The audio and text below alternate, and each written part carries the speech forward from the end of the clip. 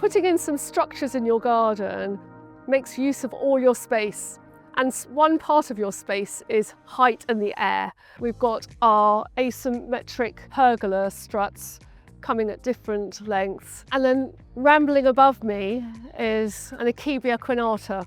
It's quite a vigorous climber, but it's really tolerant of an exposed site. It's quite happy in heat and it doesn't mind acid soil, so it works very well with our ericas planted underneath.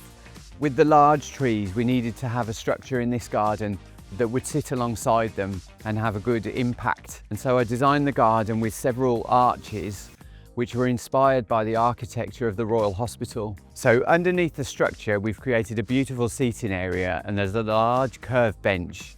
And we've been lucky enough to be donated some of the pensioners' old scarlet uniforms, which have been made into cushions to make a beautiful red seating area that the pensioners can enjoy. Somebody wanted to achieve a similar effect at home. You could look at all sorts of different types of timber, and it doesn't have to be curved timber that's been engineered in this way. You could use straight planks of timber, perhaps attached to posts.